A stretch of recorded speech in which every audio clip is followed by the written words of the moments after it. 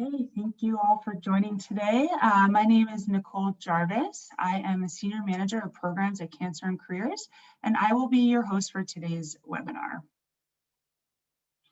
Before we begin, just a few housekeeping items related to accreditation.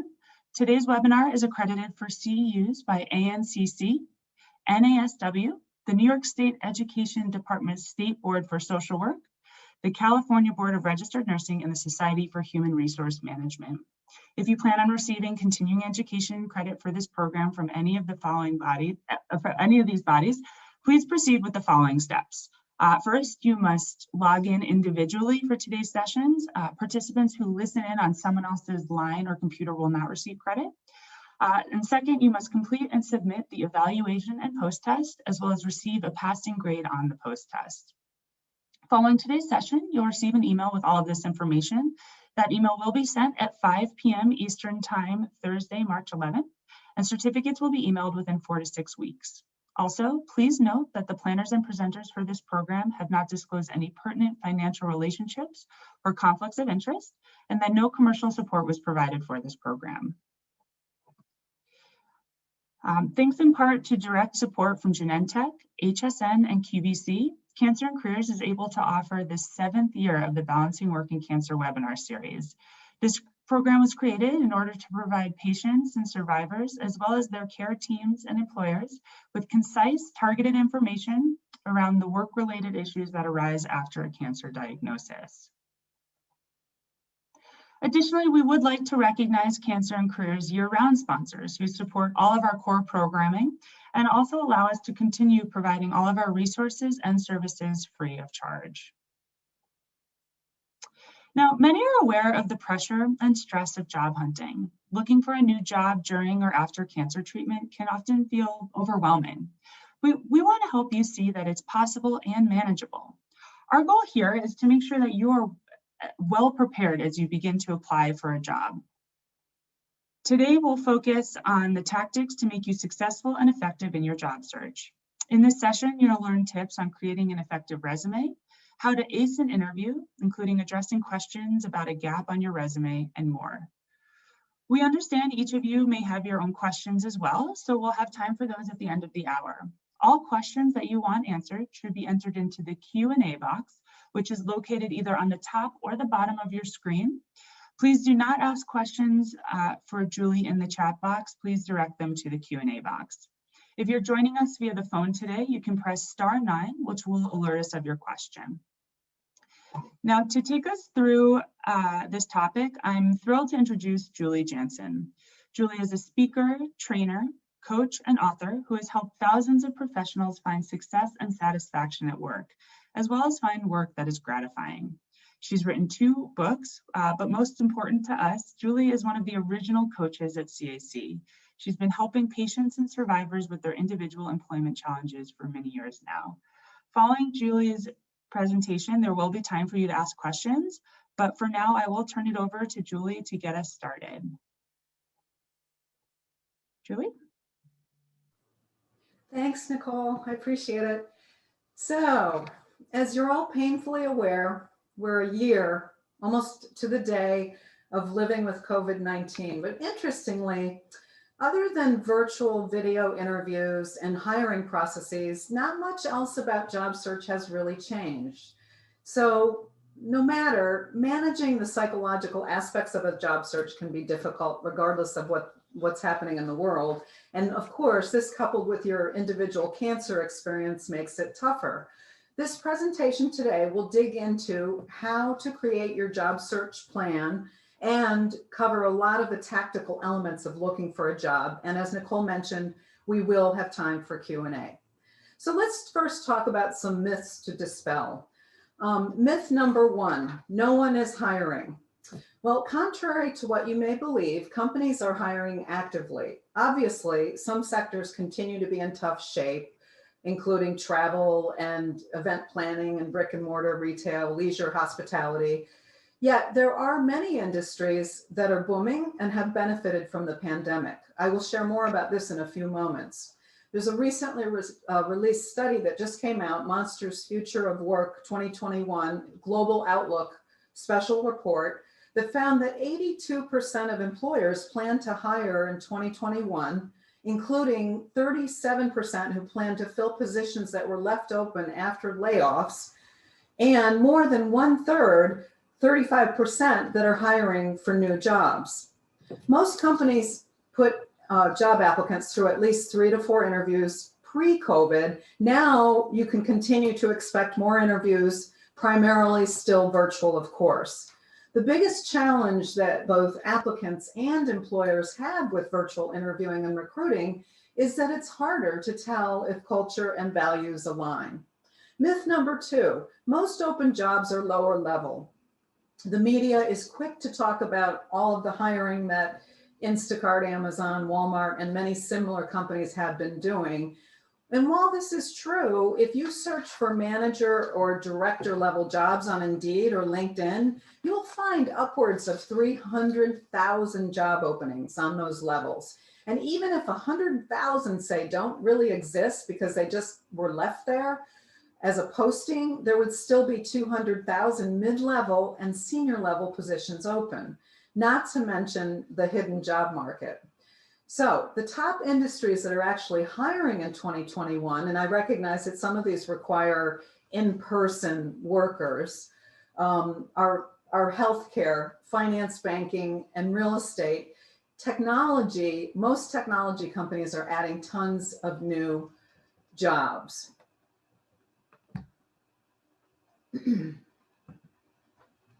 So, apologies, I'm trying to turn the slide. Okay. So, before you start, this is the same advice I've given job seekers before the pandemic, and I'm giving it to you now. I'm constantly surprised by how few people are not aware of their expenses beyond rent or a mortgage. There are always non-essential expenses that you can cut down or eliminate altogether, and that goes for all of us, of course.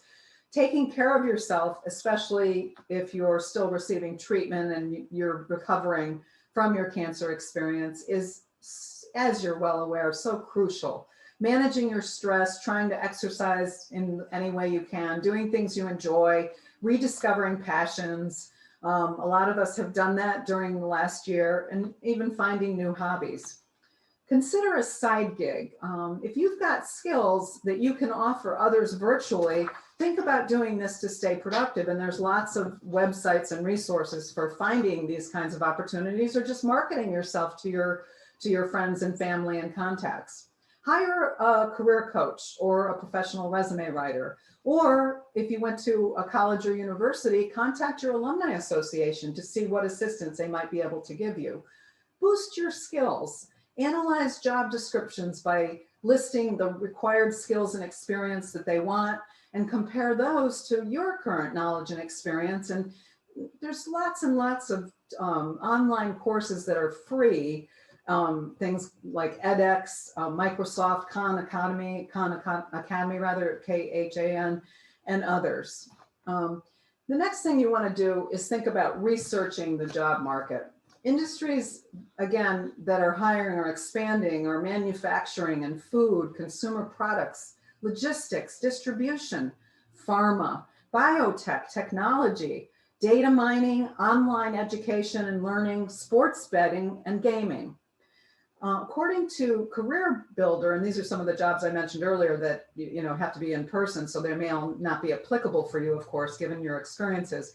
But things like heavy and tractor trailer drivers, registered and critical care nurses, personal care aides, customer service reps, which can be done virtually, software and applications developers. I'm hearing lots of stories about people who are a little bit older who are going back to coding boot camp.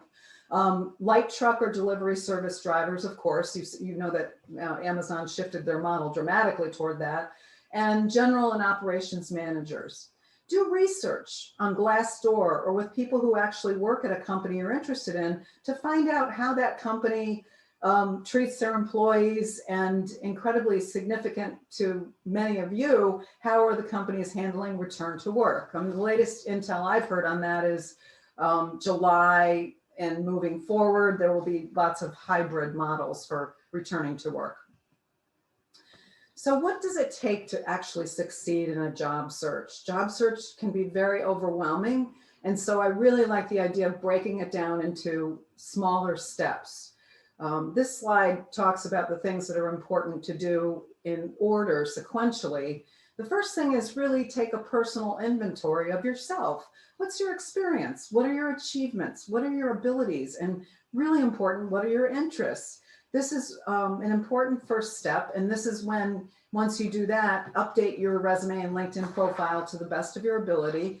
Learn how to present yourself virtually, to answer tough questions, and to stand out from other candidates. Do your research online and by talking to people about some of the things we just talked about, and prepare a marketing strategy. That sounds very fancy, but it's really just identifying who you'll reach out to, who are your target companies, and like just assign some quantified goals to that.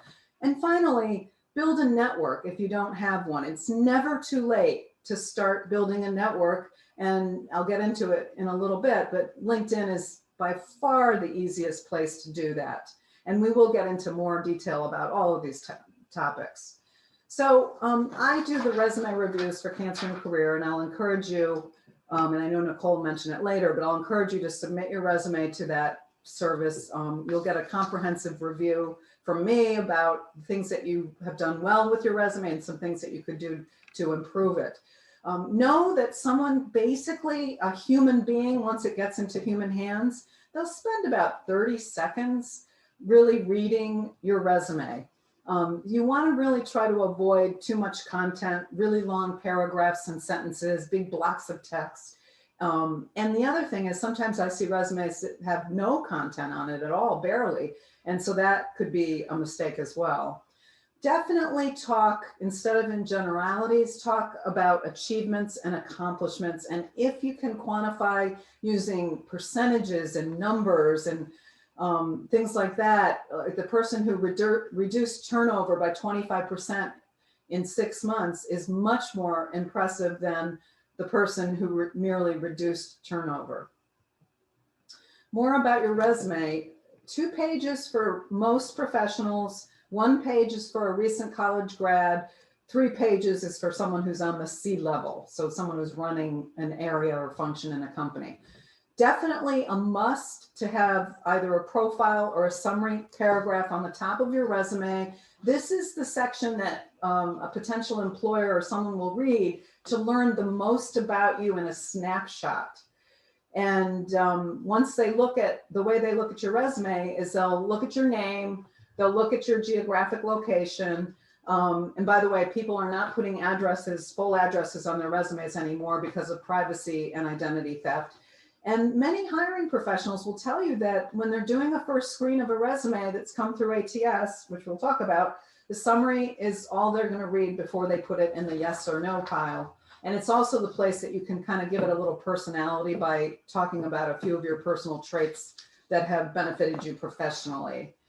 So at a minimum, 80% of your content should be accomplishments, and you must have keywords that many companies use when they use ATS software to scan and put you in the yes or no screening pile. So this is a sample profile. It's a marketing person. They've done various things in marketing, social media strategy, internal communications, trade shows will come back. Demonstrated agility at managing projects and influencing stakeholders. It's a nice, concise summary and just merely an example. And then these are sample keywords still for the marketing professional. So the marketing professional, these are maybe a few too many, but there's a lot of content on the Cancer and Career site that goes into further detail about sample keywords, as you can see in this slide, for different functional areas.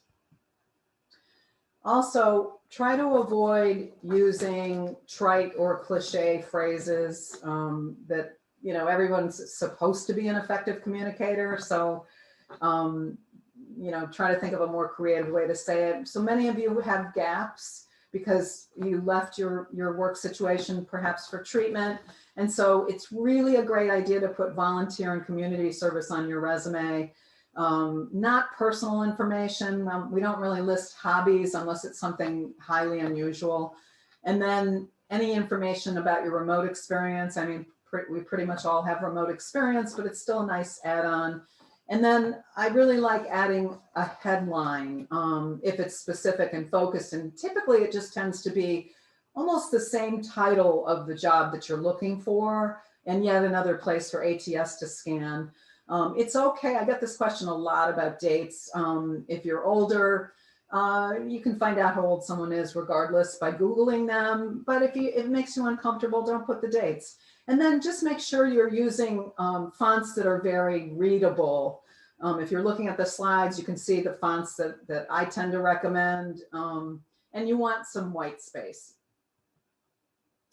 So how do you develop accomplishments? Well, there's a lot of formulas that resume writers use and people who train people in interviewing. It's always kind of looking at what was the problem? What was the situation that needed changing? What was the need? What didn't exist? And then what did you do about it? And then, after that, it's sort of like, this is really more for you. What was the barrier or obstacle that you overcame? Because and that's something that you can talk about in interviews too, which is nice. And what results did you produce? Trying to quantify, as I mentioned earlier, as much as you possibly can with numbers. Cover letters, yes, yes, yes. If you have an opportunity to write a cover letter, please write a cover letter. I've decided in my years of experience in helping clients with all this stuff, that cover letters are akin to going to the dentist. People are just put themselves through pain writing a cover letter. And candidly, it just needs to be brief. It's another opportunity to be scanned. It's always scanned with your application and your resume. You just want to be thoughtful. You're sometimes going to just put a cover letter in an email. Just be thoughtful about what your subject line is. The best subject line is one where you can reference someone who referred you. Obviously, that's not often the case.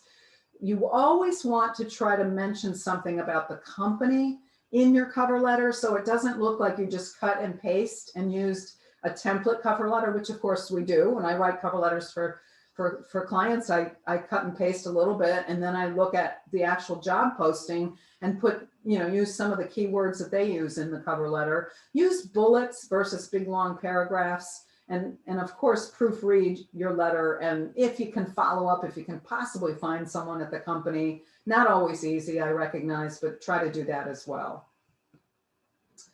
So job aggregate boards. A smaller percentage of people, job seekers, find jobs through these boards.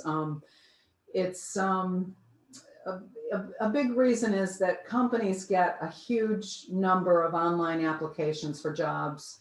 And so because they get so many, their screening, ends up being narrowed down to 8 or 10, maybe a few more. And so I think really LinkedIn is probably the most common way for recruiters to find you. But job aggregate boards are great for content. They're great for understanding the kinds of job titles that companies hire. They're great for articles, surveys, researching. And so I'm not saying avoid these, but definitely just put them in the mix, but don't rely completely just on job aggregate boards.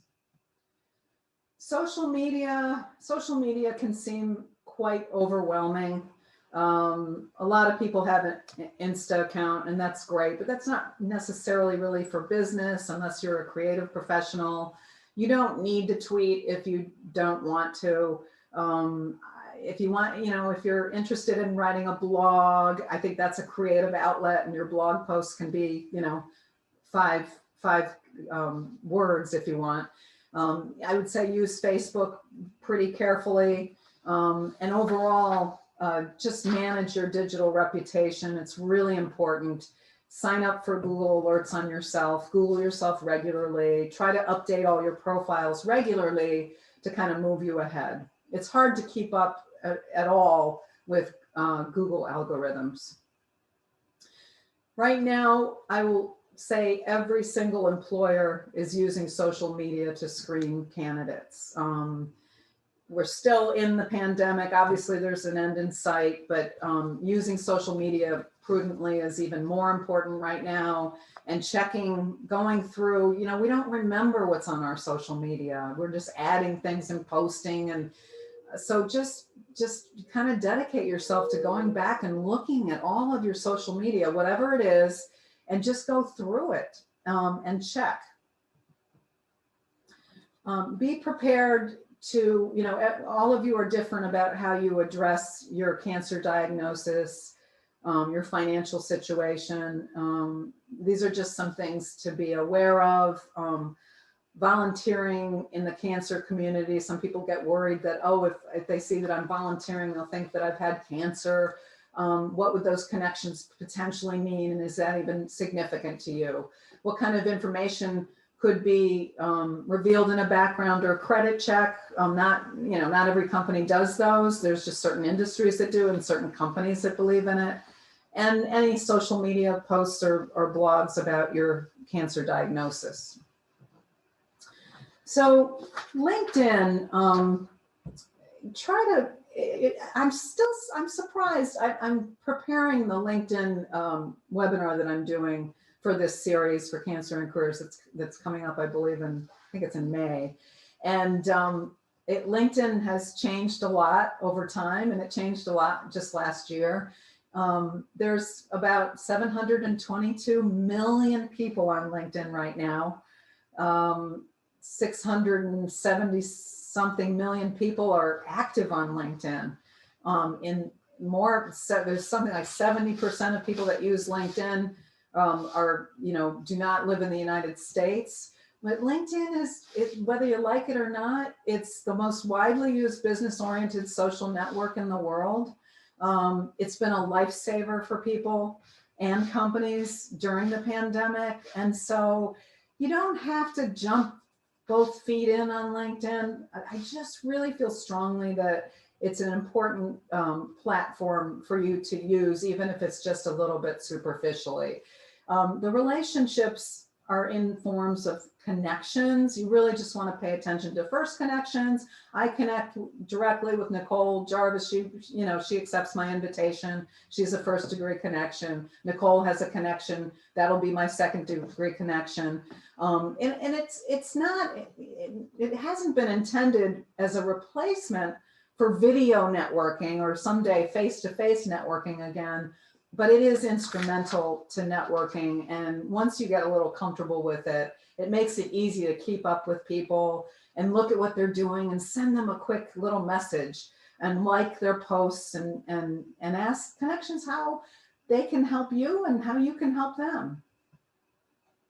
Your professional headline is really important. The about section is the same or similar to the summary on your resume. A photo is absolutely a must. It doesn't need to be a professional headshot. As you can see, if you're looking at this slide, it barely, really, it's just your head. So the skills and endorsement section is about keywords. They give you room for 50. And you just want to put the keywords in there that are the ones that are most widely used for the jobs that you're actually applying for. You do absolutely want to ask for recommendations from people, so you have recent and relevant recommendations. If you're up to post updates, if you don't want to, you don't have to, just like other people's posts. And you can join, there's I don't even know how many thousands and thousands of LinkedIn groups. Join them selectively, just join a couple and get involved with them. There are a lot of people that have similar professions and interests as you.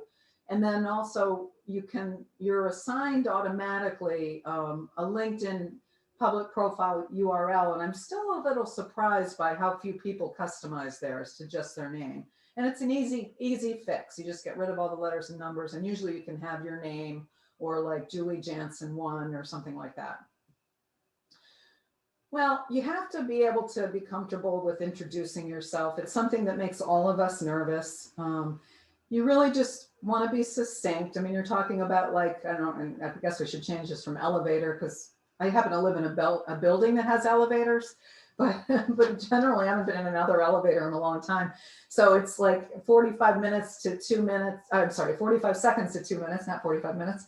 And while you have, sort of your unique way of talking about you and your job or your business, it doesn't mean you can't be interesting as well. So I'm a senior call center manager. I manage a group of people who make customers happy. That's good enough, and it is very clear about what you do. And then just project confidence, even if you fake it till you make it, as they say, as far as confidence. And then if you can, use self-effacing humor. And it's always a good idea to practice your introduction with someone else who's not judgmental. Networking. I've been talking about networking for years. Companies have hired me to help their employees with it. It's a crucial part of any goal that you want to achieve, especially job search.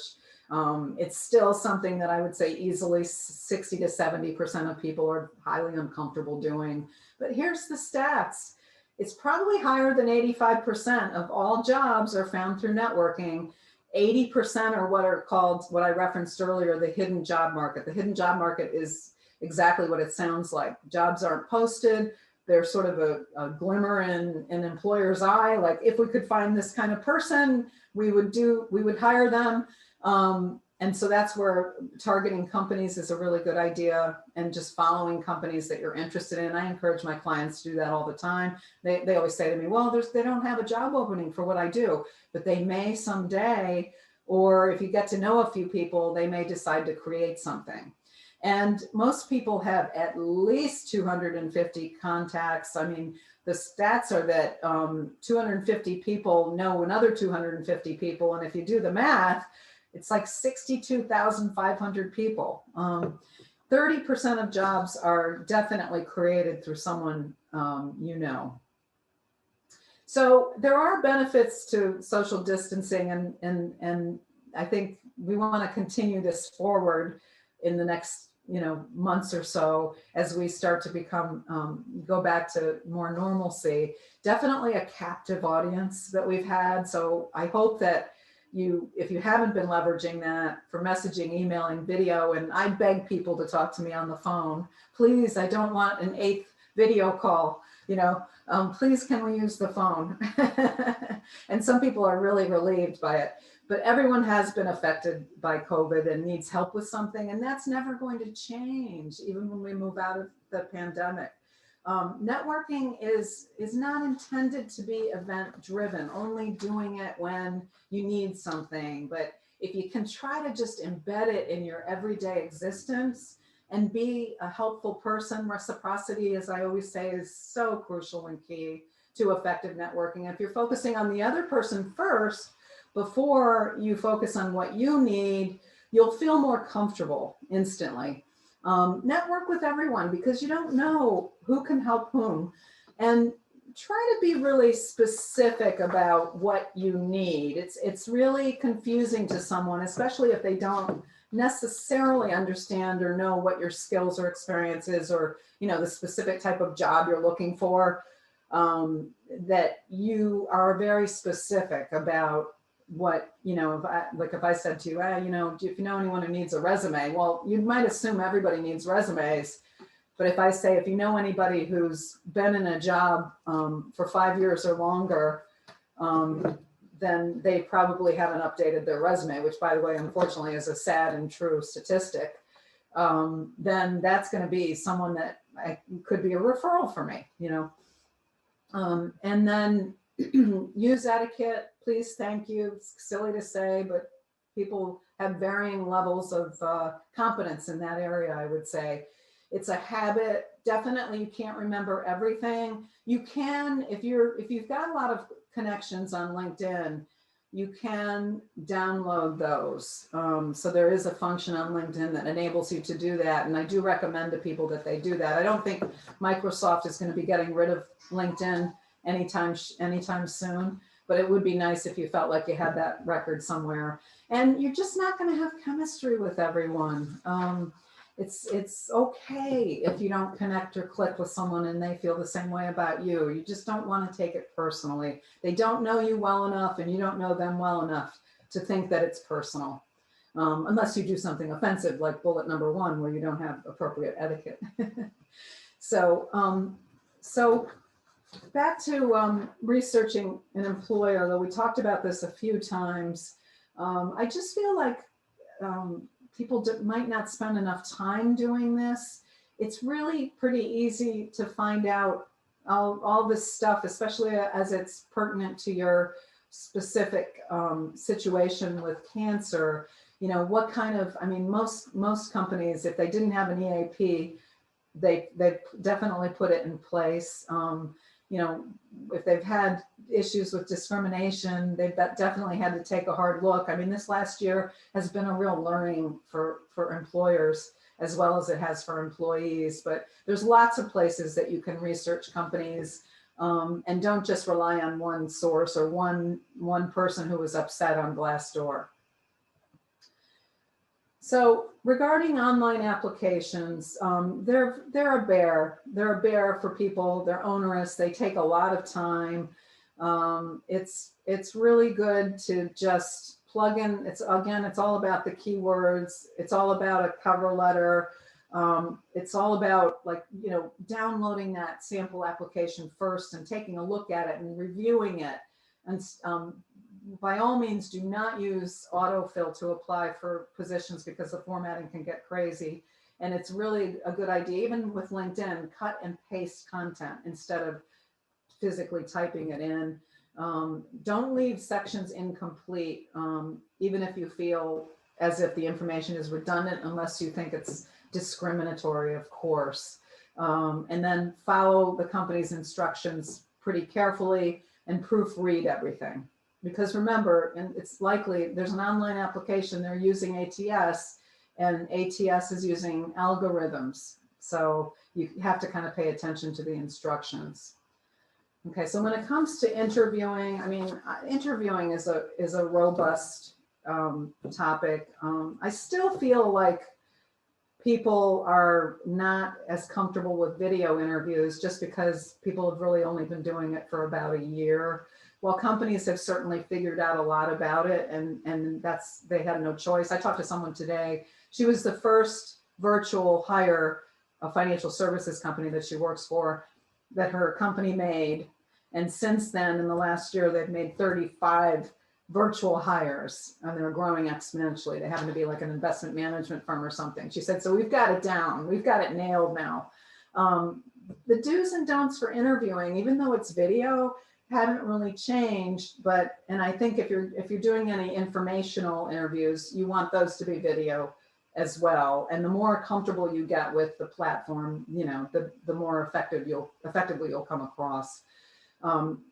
This sounds silly, but even yesterday, one of my clients had a technology issue, and we spent, 12 minutes trying to figure it out. It happens. There's just too much involved. The visual clutter behind you, I still see some really weird things behind people that I don't comment unless they're asking my advice, but lots of light or, gigantic windows or strange posters. So you just want to be cognizant of that. And I know some people have, I empathize space issues, where you're I remember talking to this guy, he had to work from his closet because he had a small apartment in New York City. It was pretty tough. So your laptop or your device there, you're really only seeing like below your shoulders to the middle of your upper arms. You try to make eye contact. Your camera, unfortunately, is usually on the top of your computer, so it makes it look like you're looking down. If you've got notes, just place them adjacent to your computer. You only have to put something nice on top, but you've heard all the horror stories of no bottoms or weird bottoms or things like that. You still, in an interview, want to use the person's name. I'm still surprised when I talk to people how they don't use my name ever. Like they don't say, hey, Julie, ever. And I think you might do that in person, but it just seems like an odd thing to me. If you have a personality, show it. It's okay. I don't think we look too overly animated on video. I think Zoom in particular has done a pretty good job of that. But you definitely want to be demonstrating energy. And then when it comes to the interview, you're prepping just like you would. You're researching the company, as we've mentioned several times. You've looked at everybody on LinkedIn. The tough questions, I'm doing a panel next Tuesday for a group in Florida, actually.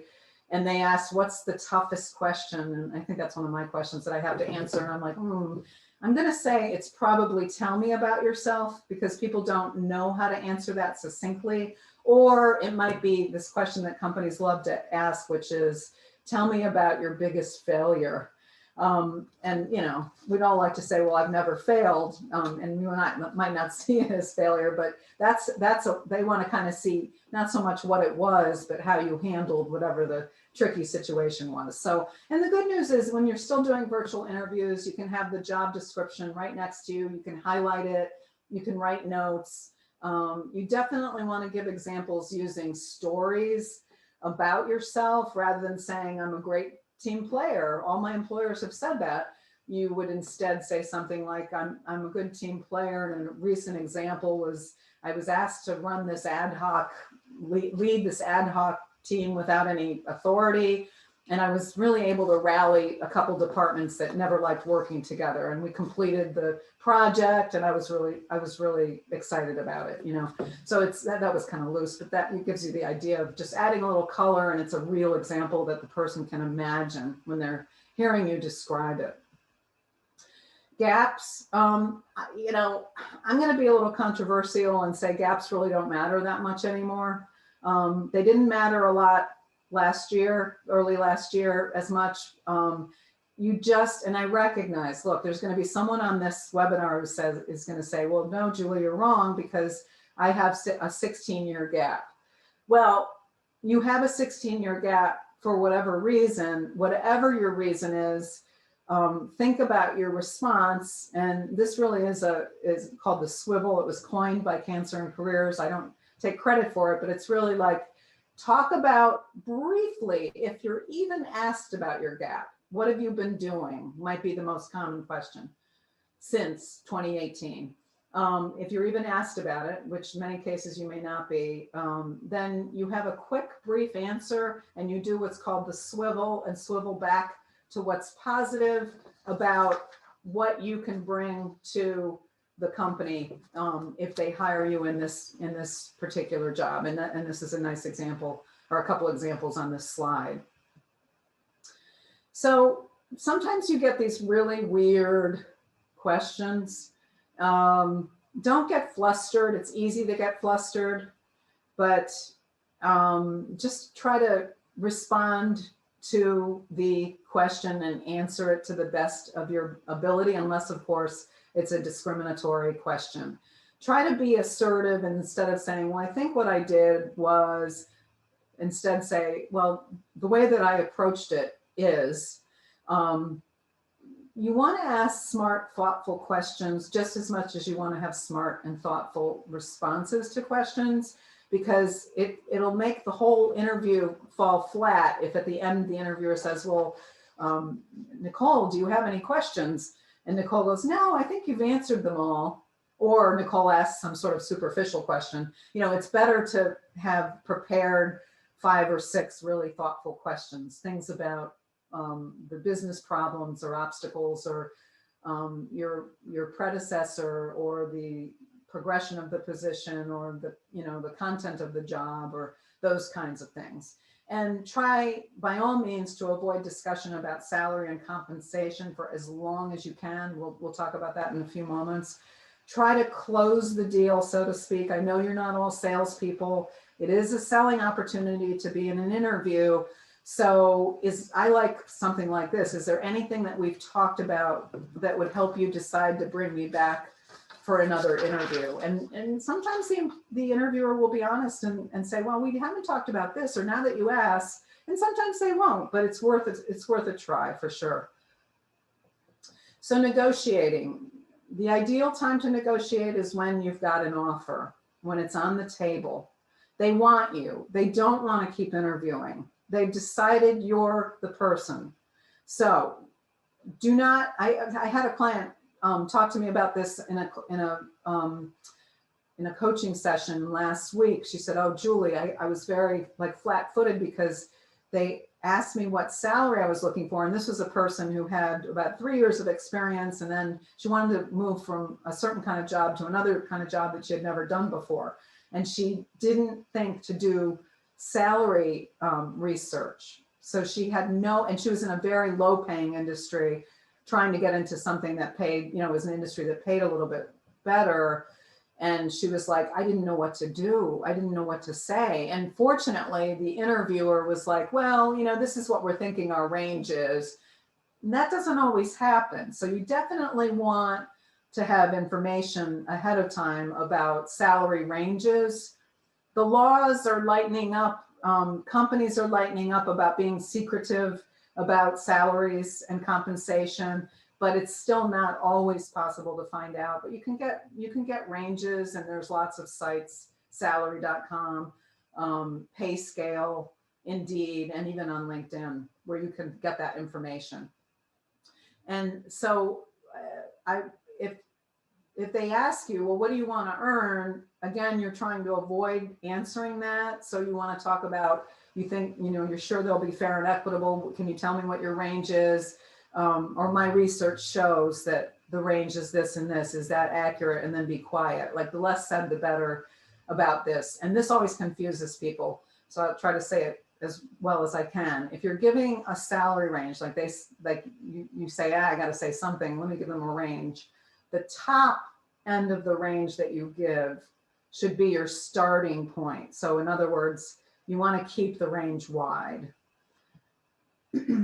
Never say yes or no until you're ready. You want to make sure, sometimes people feel pressure. I have to decide. And it is true in today's market, it's an employer's market right now. And so in today's market, it's kind of, you feel pressure to say, I have to say yes, I have to say yes. But if you don't know everything about the benefits or, the way, the approach to work or where you would work or all those things, you have every right to ask those questions, and also to ask for it in writing. All they have to do is email something to you.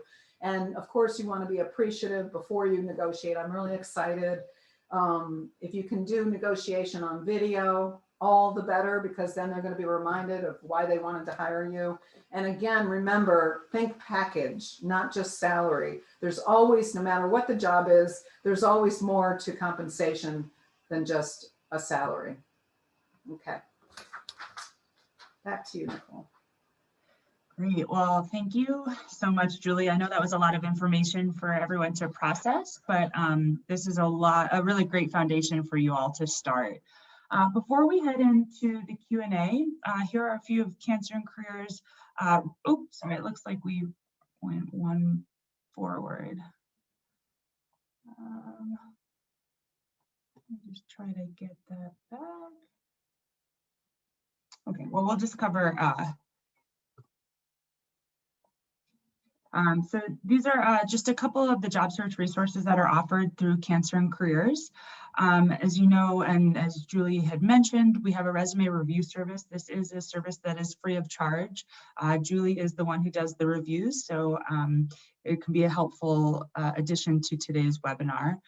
We also have an online career coaching center, and we also have a number of webinars coming up, and we do offer free publications for order or download, including our job search toolkit, which is a really helpful guide throughout the job search process and the many elements that it includes.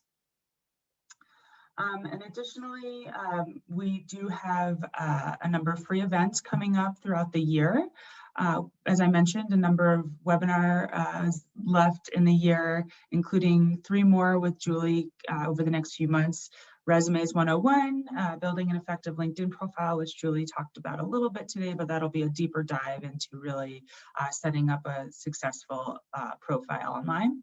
We also have our Midwest Conference on Work in Cancer coming up at the end of this month, March 26th. As with everything we're doing these days, this will be virtual, so I would definitely encourage you, if you're available, to join us. And we also have our virtual national conference, which is taking place this June. If you have any questions, you can certainly give us a shout. Here's my email address. And I'm just going to leave up the CEU requirements while we move on to the question and answer. So let me just very quickly get those questions. I know that we had a few come in, and just as a reminder, if you have any questions, please shoot them over to the Q&A box. If you are on the phone, you can certainly go ahead and press *9. Okay, but we do have a number in the chat box. So Julie, if you're ready, I'm going to get started on those, okay? This one is from Marcy. She asks, do you always recommend a chronological resume, or is a functional resume also appropriate? And does it depend on any other factors? Yeah, it's actually now a rarity that a functional resume is a good idea. And part of the reason is that it does raise red flags. You have the opportunity to put your functional expertise in a summary and in bulleted keywords.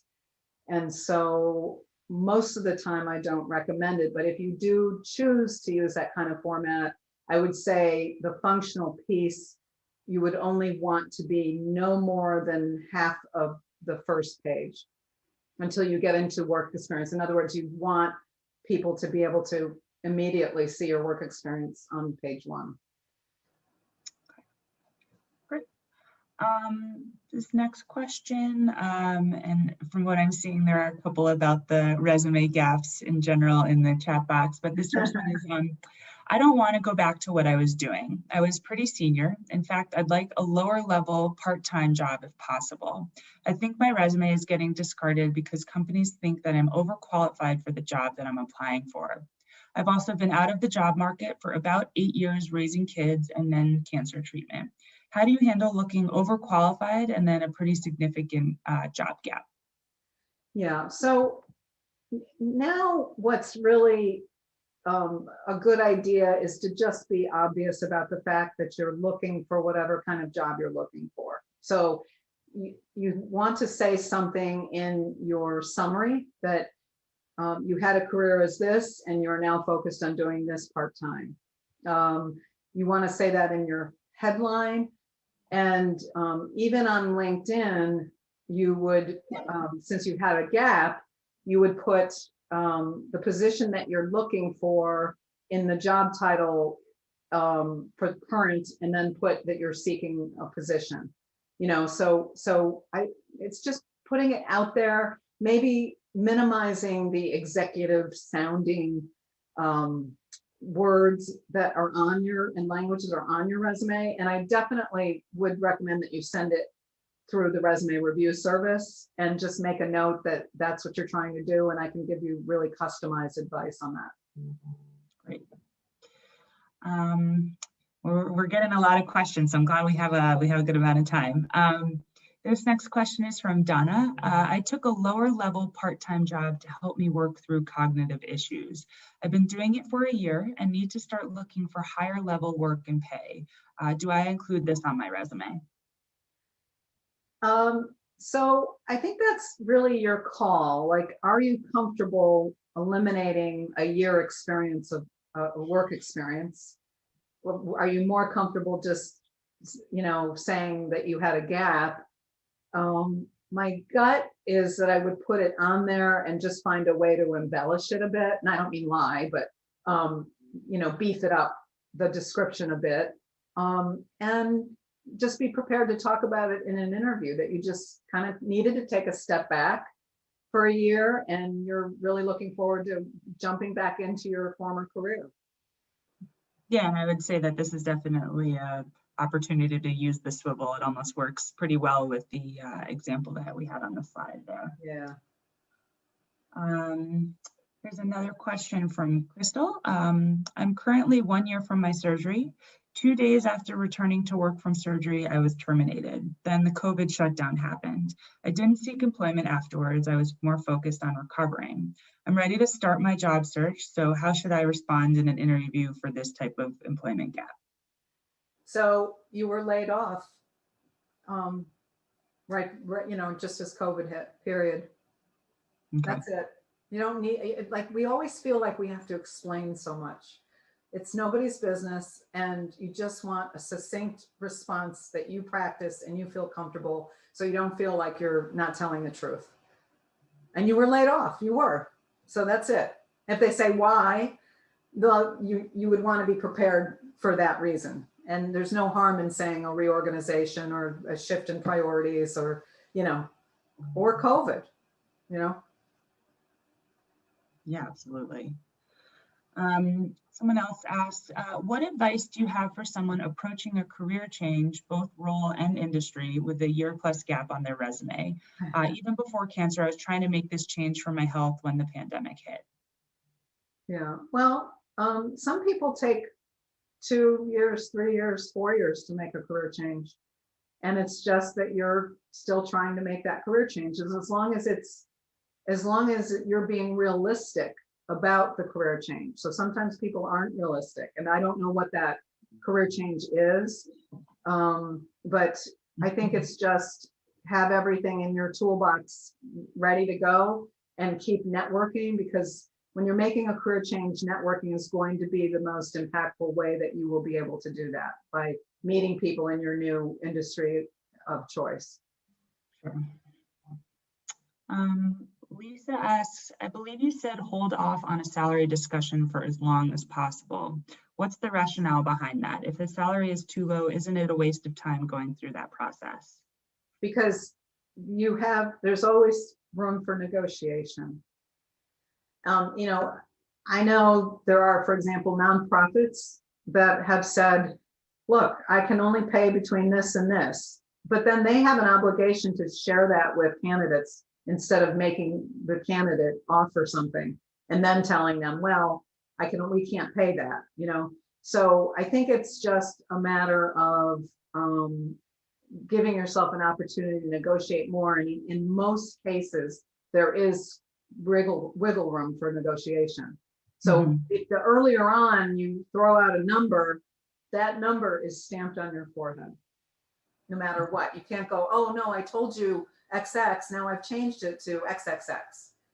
You know, it just isn't good for your credibility. Yeah, it certainly puts you into a corner that would be Yes. certainly hard to back out of. This question is from Lisa. Typically, academics have far longer CVs than what you suggest, but how do you deal with this if you're moving from a teaching position to a business experience for which these skills are going to be valuable? So I will say addendum. Addendums are great I certainly do medical and academic and science CVs and resumes quite a bit as well. And even those, even if you're accustomed to long CVs and resumes in your industry, nobody is going to pay attention to a 4-page resume or a 5-page resume. So if it needs to be 2.5 to 3 pages, then so be it, depending on your level, that's okay. And then just put the rest on an addendum. Okay, so that's just an additional page. It's an additional document that could be a couple pages also, you know, Okay. that you either are going to send with your resume, or say, I have this, and this, my publications, my speaking, you know, my board experience or whatever, on an addendum. Would you like to see that as well? If you're dealing with a human being, but I wouldn't send it if you're making an online application. Okay. This question comes from Deborah. I've been with the same company for 23 years. How far back should I list my job experiences? Are they even relevant anymore at this point? I mean, typically the rule of thumb is like 15 to 20 years that you put on your resume. But since you've been there 23 years, Deborah, I would say you're certainly going to have that job on there. Do you want the person to think that that's the only company you've worked for? Is that relevant? Does it matter? You kind of have to make an informed decision about that. You know, sometimes I'll hear someone say, well, my first job was at this amazing company, and I want them to see that I worked at that amazing company, you know? And then, so just put it, but just put very little content. But do not avoid putting years. because I think that raises a red flag. I've seen people put like earlier experience and not put the years and just say additional experience or something. And that's even more just red flaggish than putting dates, years. Okay. That's good to know. Here's an additional question. I'm looking to secure a new position that carries a different job's description, but the same job title as my current position. How should I address this or prepare my resume to meet the job requirements? Oh, that's interesting. I'm not sure how that works, but I would say then what you want to do is focus on the key words. So some companies do have like a different vernacular, different language. And so if the content of the job, I'm not sure if the content of the job is the same or not, but I'm guessing there's some similarities. So I think I would take the lead of the job posting that you're looking at and use their language more in your bulleted keyword section and in your summary. See what kind of transfers over even though the Yeah. job description has changed. Okay. This question is from Jackie. Is it better to own your cancer survivorship as part of your brand, for example, including it as part of your personal summary on LinkedIn, or does that make people uncomfortable and should be avoided? It's a personal preference. My professional advice is not to do that, because people don't put, I had, and I know it's not the same, but I had diabetes, or I have multiple sclerosis, or I have, I had 5 miscarriages, or, I just think it doesn't put you on a level playing field. But if you get into an interview process and you want to do that, then that's your privilege. Absolutely. But not on social media necessarily, or certainly not on your resume. Right. I think it goes back to the conversation about salary negotiations. And once you say something, it's out there. And so if you decide that somewhere else might not be look as kindly towards it or take it as a positive, it might hinder your opportunities a little bit. We also, Jackie, we do have a number of webinars and resources on our website regarding disclosure, and particularly in the online space. So I would definitely recommend just taking a look at that, just to see if that could maybe guide your decision making a little bit more. Again, it is a personal decision. So, though Julie doesn't recommend it, it's going to be at the end of the day your decision. But these resources can help you just make a little bit more of an informed decision about it. Yeah. Okay, I think we have time for just another 1 or 2 questions. Nigel asks, is there a gap that employers in general would view as too long? I understand the swivel approach during an interview to explain your gap, but what if the challenge is for someone to reach the interview stage if my gap is too long?